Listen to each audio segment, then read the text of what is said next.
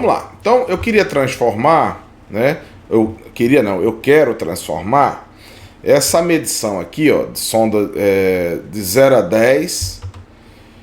Ela mede de 0 a 10, mas nós queremos que ela meça de 210 a 220. Por que 210 a 220? Porque a cota zero aqui desse poço, desse reservatório, é na cota 210. Então, o zero para ela é 210.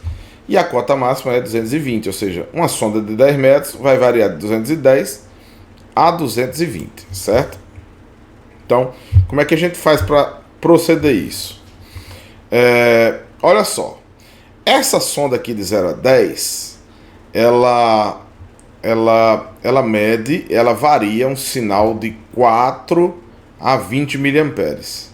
Ué, talvez você que conhece um pouco menos a instrumentação esteja se perguntando, não é, Carlos, mas por que, professor?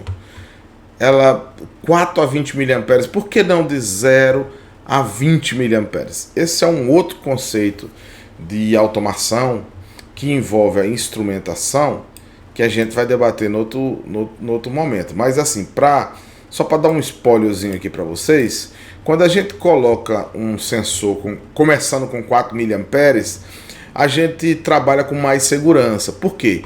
Imagina que esse cabo rompeu. Se esse cabo aqui quebrou por algum motivo, o sinal não vai chegar mais 4 miliamperes, vai chegar a 0. Se chega a 0 é falha, sobe uma falha, alguém vem tomar uma providência porque o poço pode inundar sem você estar vendo nível nenhum.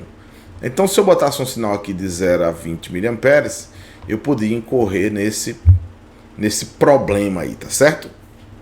Bom, vamos lá. Então, a faixa mesmo dele de variação, veja bem, ó, 4 a 20. Se eu pego 20 e subtraio 4, eu fico com 16 miliamperes. Então, essa é a faixa de variação entre 0 e 10 metros. É uma faixa de 16 miliamperes. Lógico que quando você vai medir lá, você vai ter 16, vai ter o 16 mais os 4, que vai dar os 20, né, quando tiver no máximo. E qualquer outro valor que você medir aqui, vai ser o valor que você vai achar, mais o 4, porque o 4 está nessa zona aqui, vamos dizer, de zona morta, né? Tá certo? Veja que o nível começa aqui. Então, o 4 aqui, ele não conta nada, ele só, a partir do 4 ele começa a contar. Então, a partir do 4 até chegar a 20, você tem 16 miliamperes de variação. Ficou claro? Se não ficou, qualquer coisa, coloca lá nos comentários, eu tenho o maior prazer de responder você. E se você tá gostando da aula até aqui, ó, não precisa nem fazer pausa, vai lá e faz o seu like e garante a continuação dessa aula com uma nova temática que a gente vai simular um defeito, tá certo? E como encontrar esse defeito. Beleza? Vamos lá. Bom, vamos lá. Então, gente, olha só.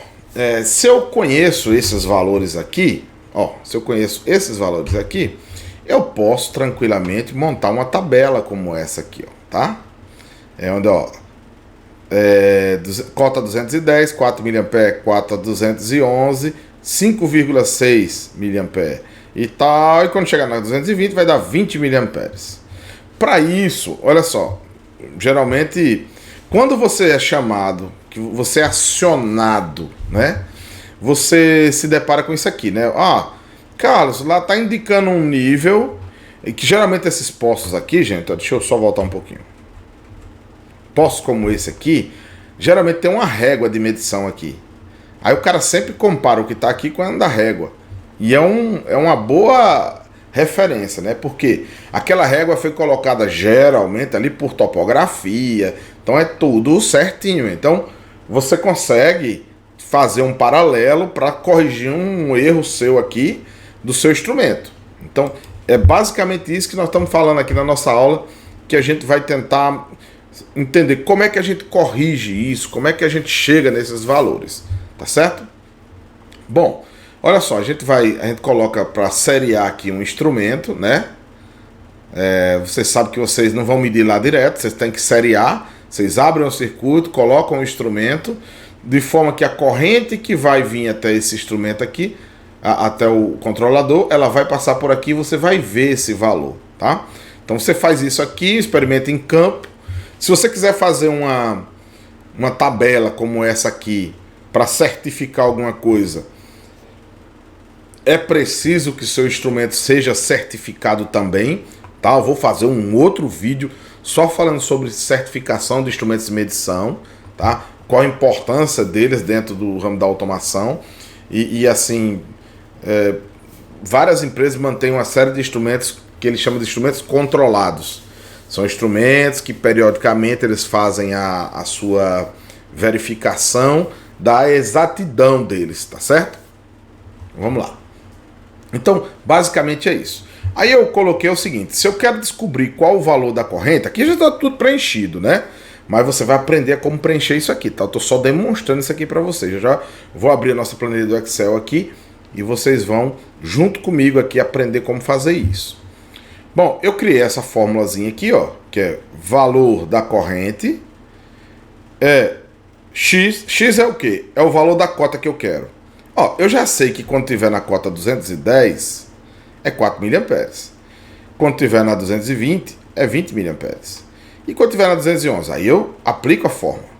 Então, 211 eu jogo aqui em X, faço esse cálculo aqui e acho o valor. Só existe uma regra aí, uma regra que precisa ser seguida. Você não pode jogar qualquer valor aí e vai dar certo. Então, essa regra está aqui, tá certo? Então, esse aqui é o intervalo dos valores em que X pode ser admitido, né? Então, X pertence aos números reais, tal que 210 é maior ou igual a X e X é menor ou igual a 220. Então, ele fica dentro desse intervalo. Não adianta você botar aqui 209. 209 não faz parte dessa tabela. Então, você não vai... Não, essa fórmula não vai servir para valores fora desse intervalo aqui, tá certo?